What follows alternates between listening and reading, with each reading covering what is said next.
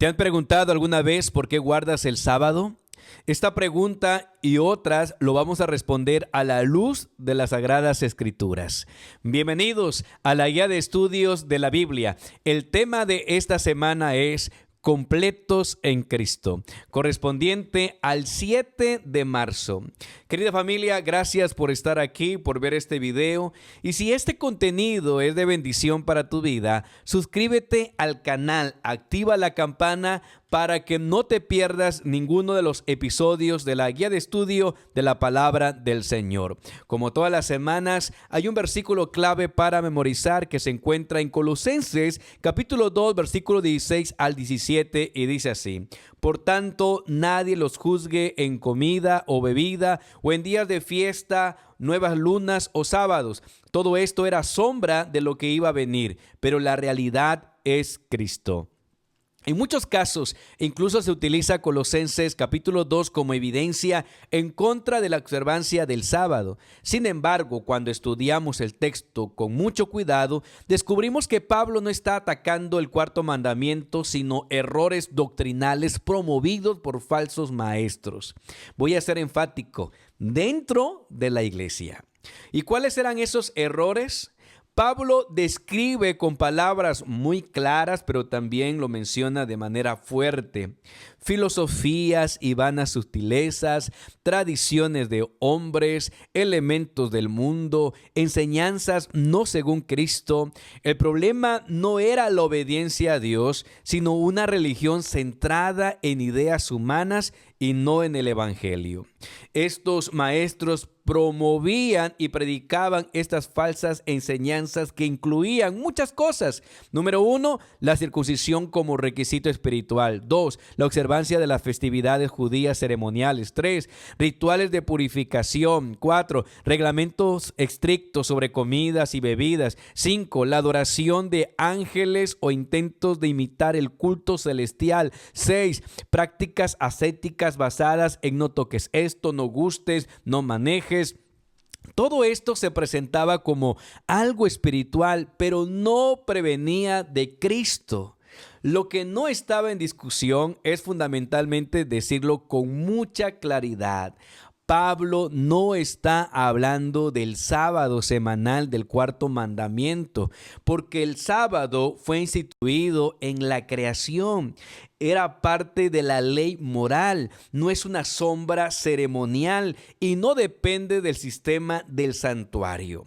Colosenses capítulo 2 no condena el sábado, sino el legalismo ceremonial, las imposiciones humanas. Entonces, el verdadero problema está en los falsos maestros que eran religiosos y que muchas veces sinceros, pero que habían malentendido el Evangelio y habían reemplazado a Cristo como centro por normas rituales y experiencias externas. Pablo enseña que la salvación está solo en Cristo. Nada puede añadirse a su obra. Ninguna práctica humana puede perfeccionar lo que Jesús ya completó. Por eso, al reflexionar en esta lección, es que al guardar el sábado no es legalismo cuando nace del amor y la obediencia a Dios. Lo que Pablo rechaza es una religión que quita a Cristo del centro y pone en su lugar tradiciones humanas, costumbres y también filosofías diferentes a la palabra del Señor. Esta semana veremos con mucha profundidad por qué el versículo para memorizar no tiene nada que ver con abolir el sábado, sino con proteger el evangelio puro de Jesucristo. En la parte del domingo, el tema es la sabiduría y el conocimiento de Dios. Hay un versículo clave que se encuentra en Colosenses capítulo 2, versículo 3, y menciona: en quien está escondidos todos los tesoros de la sabiduría y del conocimiento. En uno de los libros más antiguos de la Biblia, Job, hace una pregunta que sigue siendo actual hoy.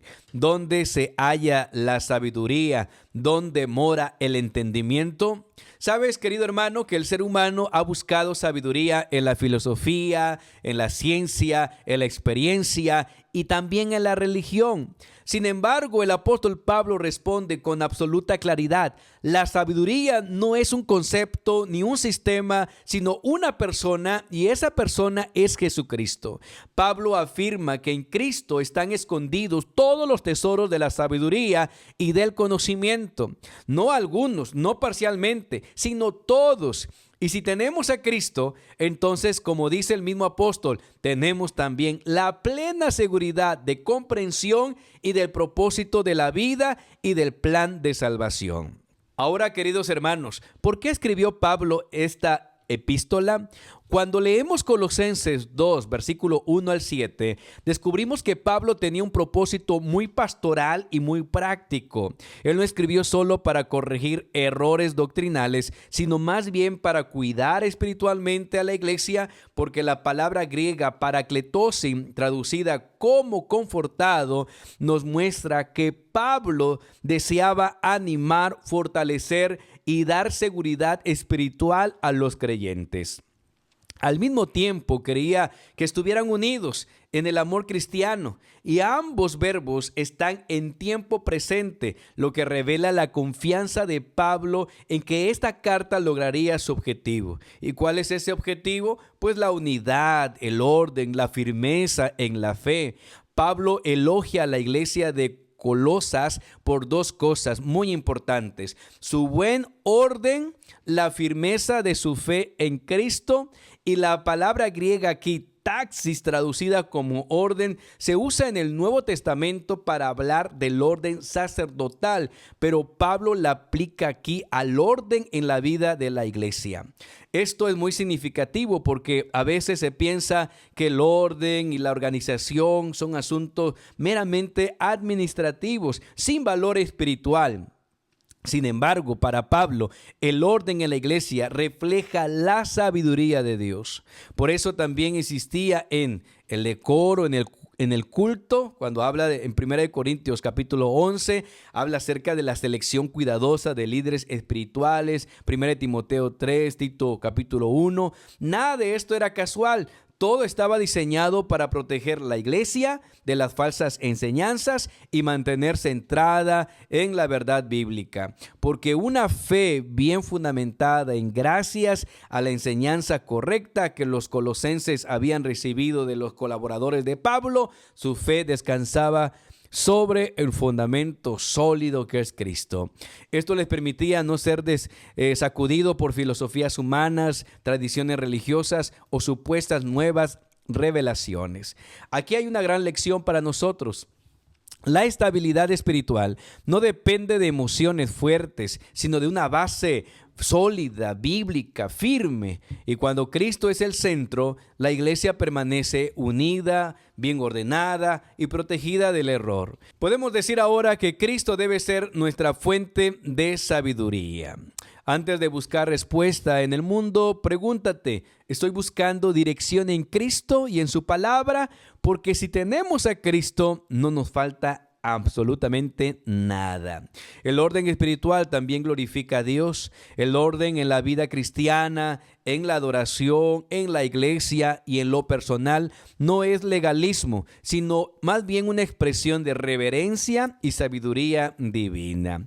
Una fe firme se construye con enseñanza bíblica sana. La protección contra el error no viene de la crítica constante, sino de estar bien arraigados en la verdad. Revisa tu propia vida espiritual. La pregunta final es muy personal. ¿En qué área necesitas más orden, más claridad y fundamento bíblico en tu caminar con Dios?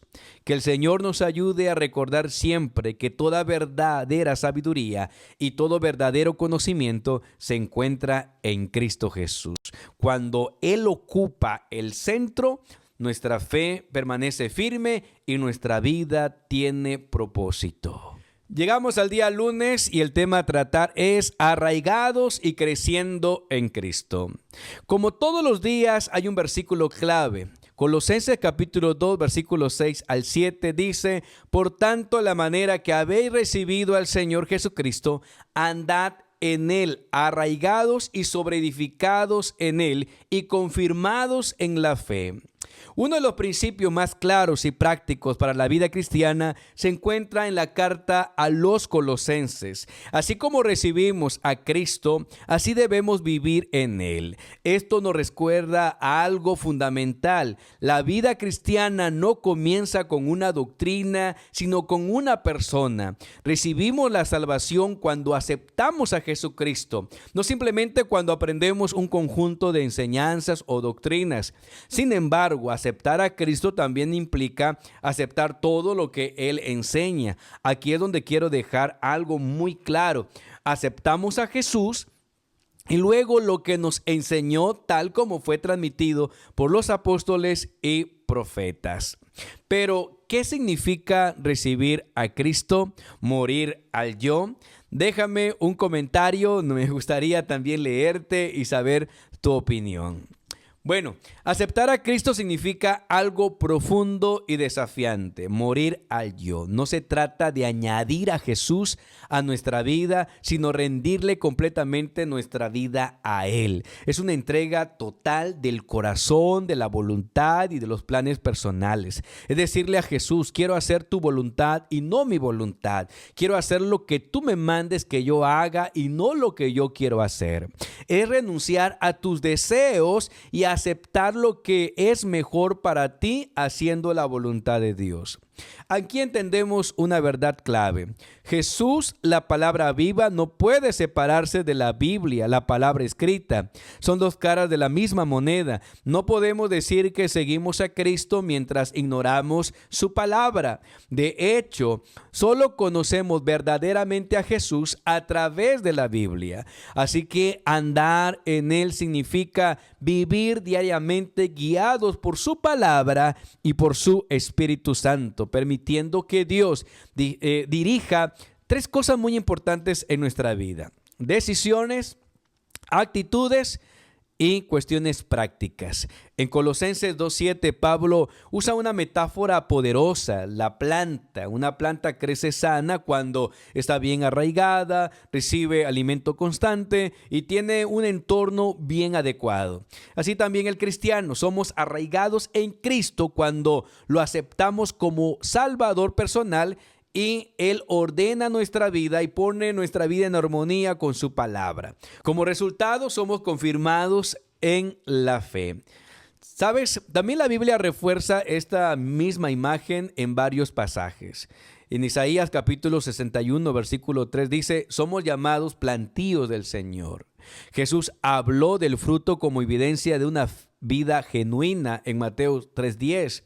Y la parábola del sembrador muestra cómo la palabra produce vida cuando encuentra un buen corazón. Lucas capítulo 8, versículo 11 al 15. Pablo recuerda que Dios es quien da también el crecimiento en 1 Corintios 3:6. Ahora quiero presentarte dos alternativas espirituales. Pablo presenta dos caminos muy claros. Ser un plantío del Señor implica permanecer completo en Cristo, aferrados a Él y a sus enseñanzas. Y ser como una planta artificial. ¿Has visto alguna planta artificial? Yo sí, y aquí donde estoy veo muchos hogares con plantas artificiales. Puede parecer viva, atractiva, pero carece de vida real. Y esto ocurre cuando adoptamos filosofías humanas, tradiciones religiosas o ideas no bíblicas. Pablo advierte que estas cosas pueden llevarnos cautivos. Aunque Cristo nos ha libertado, existe el peligro de volver a la esclavitud espiritual. Por eso, aceptar enseñanzas que no son bíblicas no es un asunto menor. En esencia significa rechazar a Cristo, adoptar un falso evangelio colocar autoridades humanas por encima de la palabra de Dios. Este fue un peligro real para la iglesia primitiva y sigue siendo un peligro hoy. Cuéntame, querido hermano, si has tenido alguna experiencia de esta magnitud en tu iglesia o en tu experiencia en la vida cristiana. Ahora, ¿qué cosas aprendemos de esta lección? Examina tus raíces, pregúntate con honestidad, ¿de dónde estoy obteniendo mi alimento espiritual? Una fe fuerte requiere una conexión diaria con Cristo y su palabra. Morir al yo es un proceso diario. Morir al yo no ocurre una sola vez. Cada día Dios nos invita a rendirle nuevamente nuestra voluntad a Él. El crecimiento espiritual es continuo. Permanece en la palabra. No basta con conocer a Jesús de nombre. Necesitamos conocerlo a través de la Escritura, dejando que ella moldee nuestras decisiones y nuestro carácter. Rechaza lo que no es bíblico. No toda enseñanza religiosa viene de Dios. Evalúa toda la luz de la Biblia y mantente firme en la verdad. En las redes sociales hay mucha basura. Por eso debes ser crítico, analítico y reflexivo. Eso te va a ayudar a crecer en la vida espiritual. Recuerda, Dios nos llama a vivir arraigados y creciendo en Cristo. No una fe superficial, sino una fe viva. No una religión de apariencia, sino una relación transformadora. Que cada uno de nosotros pueda decir, mi vida está profundamente arraigada en Cristo y por eso sigo creciendo en Él. El día martes el tema es muy interesante e inquietante también para muchos. El título es Clavados en la cruz.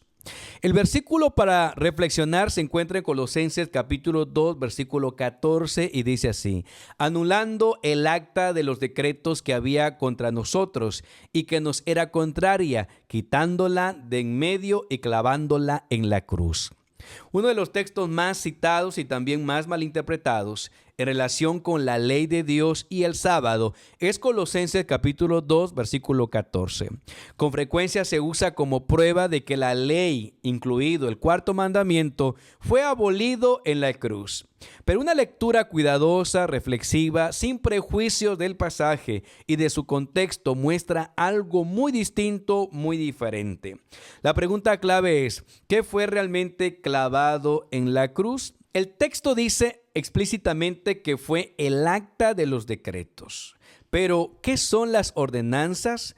Los teólogos han propuesto dos interpretaciones principales del texto. Número 1, el acta de cargos en contra nuestra. Las ordenanzas puede entenderse como una lista de acusaciones contra el pecador, similar al letrero que Pilato colocó sobre la cruz de Jesús. Véase en Mateo capítulo 27, versículo 37 y Juan 19, 19 al 20.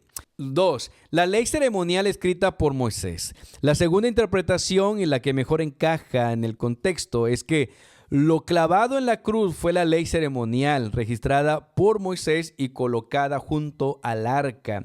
Deuteronomio capítulo 31, 24 a 26 menciona eso. Cuando observamos el pasaje completo, Pablo está hablando claramente de prácticas ceremoniales, no de los 10 mandamientos. En resumen, ¿qué fue lo que se clavó en la cruz? Fue un documento de deudas, no de la ley moral de Dios. Aquello que nos era contrario y nos condenaba. Era un sistema de ordenanzas y rituales y requisitos que funcionaban como barreras, especialmente para los gentiles, tal como bien señala el apóstol Pablo. Pablo no está atacando a la obediencia a Dios, sino a la imposición de circuncisión, regulaciones ceremoniales, ritos judíos como condición para la salvación. Por eso el énfasis del pasaje no es ya no obedezcan, sino ya no deben buscar vida en ritos externos, porque la deuda fue cancelada en la cruz. También Pablo menciona la circuncisión hecha sin mano. En Colosenses capítulo 2, versículo 11. Es decir, la circuncisión del corazón, no la física. La circuncisión corporal era una de las principales estipulaciones de la ley ceremonial. Debemos de comparar lo que dice Levíticos 12:3 y Éxodo 12:48. Pablo deja claro que lo importante ahora no es el rito externo, sino la transformación interior que Cristo produce.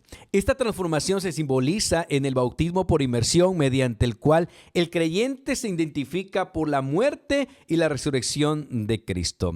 Antes estábamos muertos en pecados, pero ahora hemos recibido vida en Cristo, que nos perdonó todos los pecados. Entonces, queridos, ¿fueron los 10 mandamientos clavados en la cruz? Claramente no.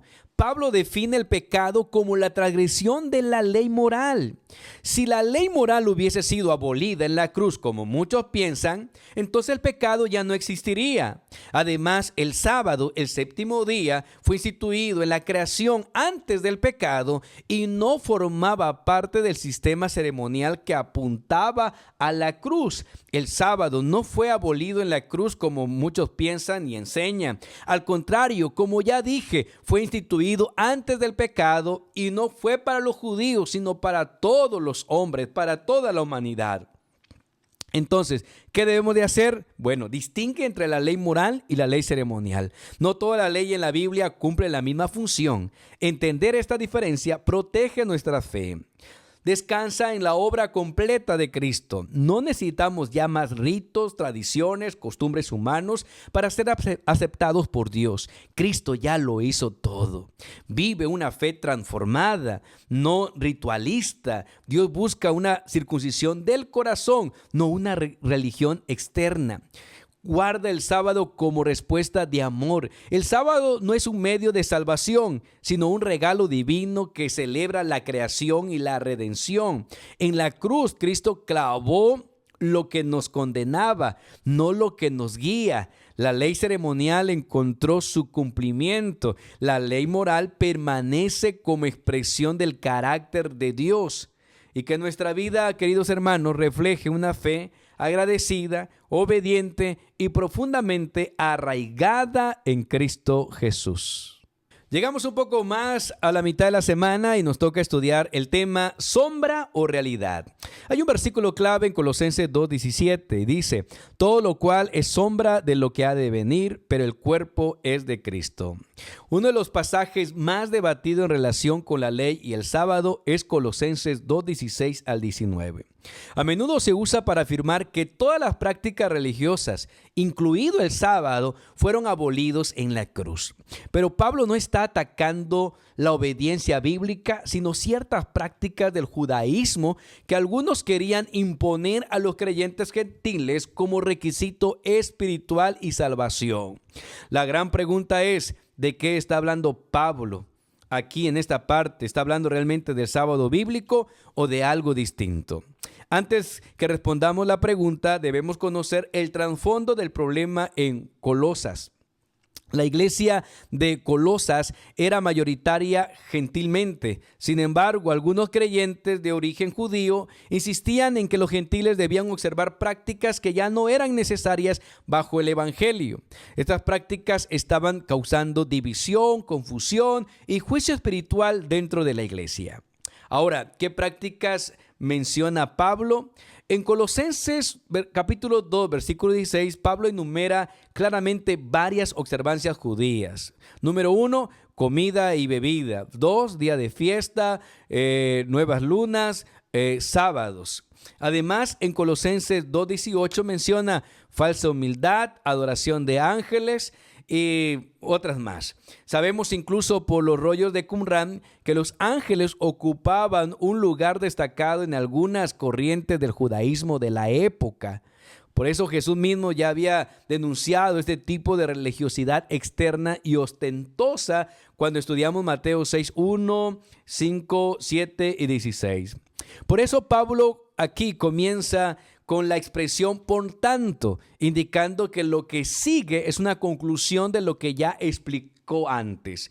En Colosenses 2, 11 al 15, él había dejado claro que la circuncisión literal ya no era necesaria. Lo importante es la transformación interior del corazón. Por eso Pablo no está cambiando de tema, sino aplicando el principio.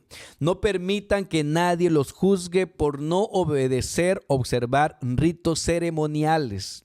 Ahora, ¿qué significa comida y bebida? La expresión comida y bebida no se refiere a la alimentación diaria, sino a las ofrendas y rituales del templo ligado al sistema ceremonial. Estas prácticas estaban directamente conectadas con el calendario litúrgico judío. El problema en Colosas era que algunos exigían observar estas comidas festivas como señal de verdadera espiritualidad. Pablo aquí no dice comer da igual, haz lo que quieras, puedes comer lo que tú quieras. No está diciendo eso. Pablo dice que nadie tiene derecho a juzgarte o imponerte salvación por estas cosas. Por eso el blanco del argumento es el legalismo ceremonial, no la obediencia consciente a Dios. Se menciona también fiestas, nuevas lunas y sábados. La secuencia fiestas, nuevas lunas y sábados aparece también en Oseas capítulo 2 versículo 11 y se refiere al calendario ceremonial de Israel. Incluye los llamados sábados ceremoniales descritos en Levíticos 23, versículo 11, 24 y 32. Estos días no eran el sábado semanal del cuarto mandamiento, sino reposos ceremoniales asociados a las fiestas. Ahora, ¿cómo funciona entonces ese calendario? Era una lista de celebraciones anuales, fiestas, celebraciones grandes como la Pascua, el Pentecostés, el Día de los Tabernáculos, nuevas lunas, celebraciones mensuales, los sábados, días especiales de reposo que caían dentro de esas fiestas. Estos sábados no eran el sábado semanal del cuarto mandamiento. Entonces me vas a preguntar, ¿qué eran esos sábados? Pues eran reposos ceremoniales. Por ejemplo, el primer día de la Pascua, el día de la expiación, el primer y último día de tabernáculos. Todos esos días eran llamados sábados ceremoniales porque podían caer cualquier día de la semana y eran considerados sábados. Se llamaban sábados porque eran días de reposo, descansaban, no trabajaban y estaban ligados a fiestas específicas. Esto lo puedes ver en Levíticos capítulo 23, versículo 11, 24 y versículo 32. La idea es muy sencilla. Pablo no está diciendo, ya no existe el sábado semanal. Él no está diciendo eso, está diciendo, nadie debe juzgarte por no guardar el calendario ceremonial judío. Porque todo eso, dice Pablo, es sombra. Y aquí está la clave del pasaje. Pablo afirma que estas celebraciones eran sombras de lo que iba a venir. Pero la realidad es Cristo. Los sacrificios, las fiestas y los reposos ceremoniales apuntaban a Cristo. Una vez que Cristo llegó, la sombra ya no era necesaria. Y tú me vas a preguntar, ¿y el sábado semanal, pastor, en qué consiste? El sábado del cuarto mandamiento es completamente distinto. El sábado fue instituido en el Edén, antes del pecado. Existía mucho antes del sistema ceremonial. No apuntaba a la cruz, sino a la creación y al descanso en Dios. Por lo tanto, el sábado semanal no es una sombra, no fue abolido en la cruz. Colosenses 2 no habla del sábado bíblico, sino habla del sábado ceremonial. Por eso Pablo era muy enfático, no os juzgue nadie. El consejo final de Pablo es profundamente práctico, no juzgar ni permitir ser juzgados por prácticas que no definen nuestra salvación. La salvación está en Cristo, no en ritos humanos.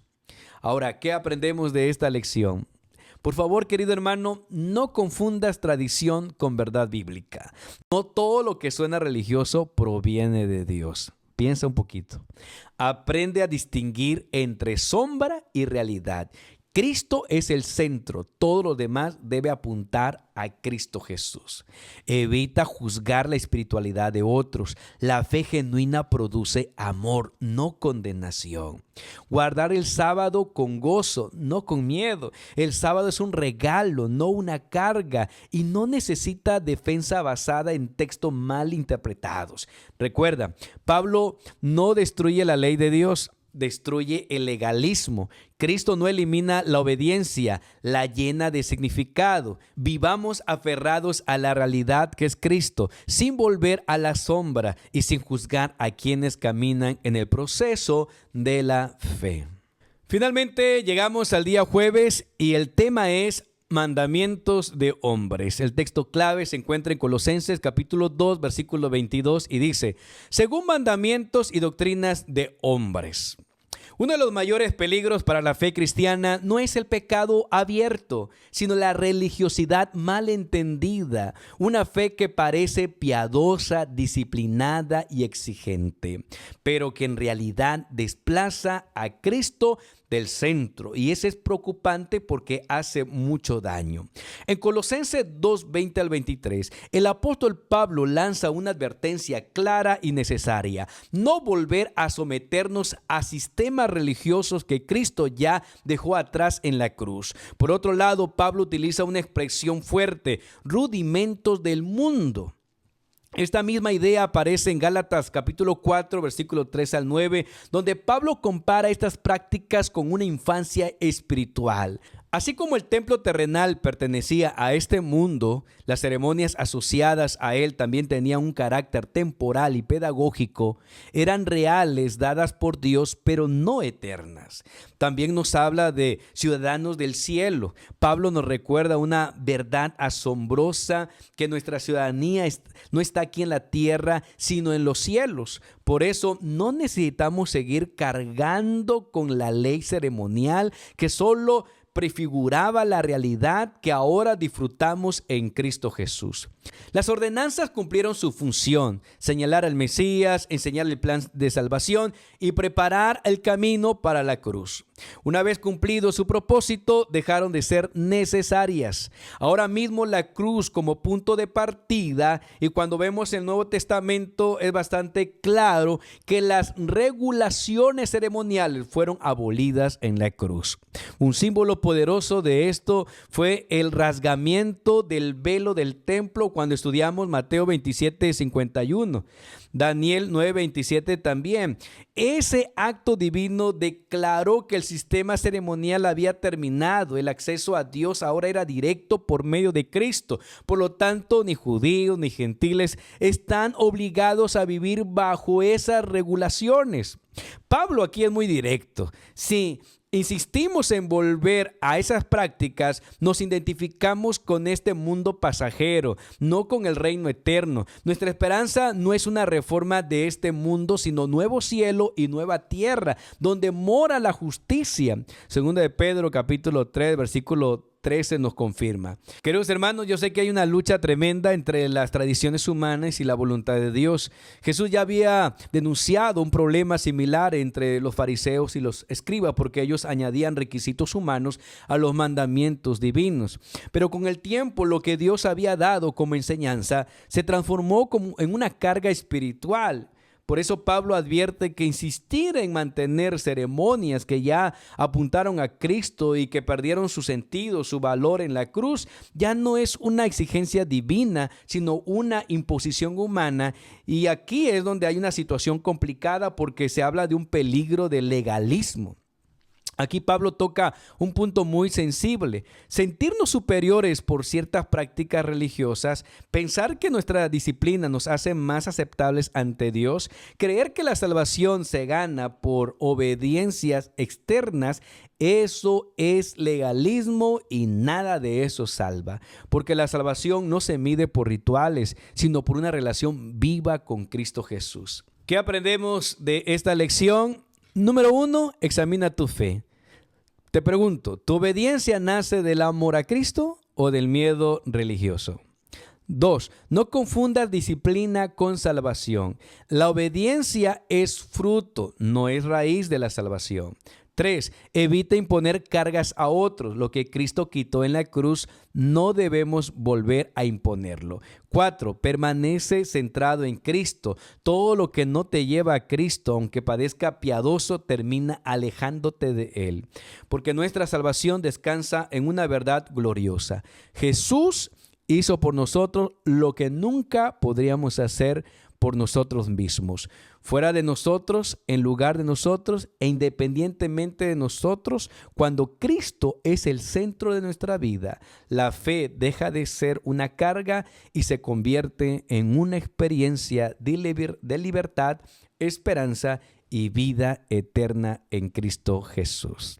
De manera de conclusión, podemos mencionar que a lo largo de Colosenses capítulo 2, el apóstol Pablo nos conduce con firmeza y ternura hacia una verdad central.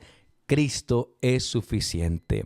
No necesitamos añadirle rituales, filosofías humanas, ni tampoco tradiciones religiosas para completar lo que ya hizo Jesús. Todo intento de mejorar el evangelio termina en realidad debilitándolo. La cruz debe ser el eje de todo.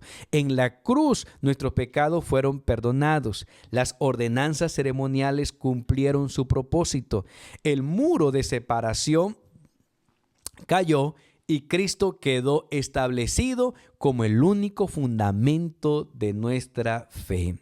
Nada de eso tocó la ley moral ni el sábado del cuarto mandamiento, que fue instituido en la creación antes del pecado y antes de las sombras ceremoniales.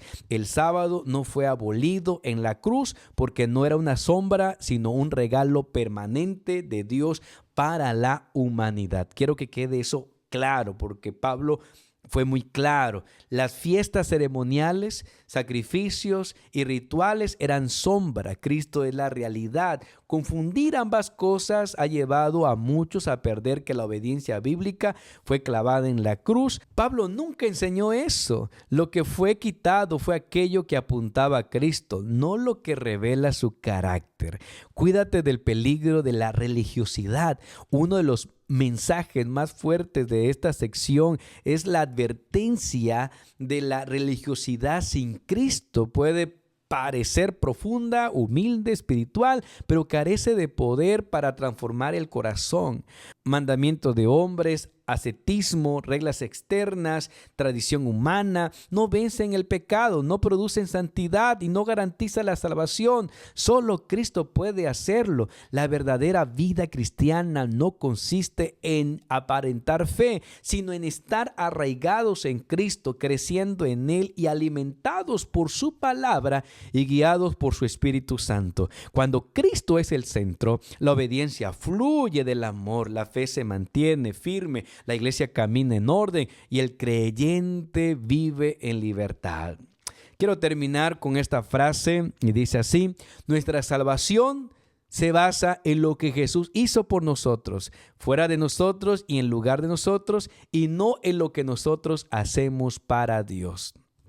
Esta verdad no nos lleva a la desobediencia, sino a una obediencia nacida de la gratitud y no del miedo. Hoy el llamado sigue siendo el mismo: no volver a las sombras, no dejarnos cautivar por filosofías humanas y no permitir que nadie nos juzgue fuera de Cristo, porque cuando tenemos a Cristo realmente lo tenemos todo. Querida familia, gracias por ver este video y por compartirlo. Y si tienes algún comentario o motivo de oración, escríbemelo. Me gustaría leerte y orar por ti. Que Dios te bendiga. Y si todavía no te has suscrito al canal, te animo a que lo hagas. Un abrazo, bendiciones.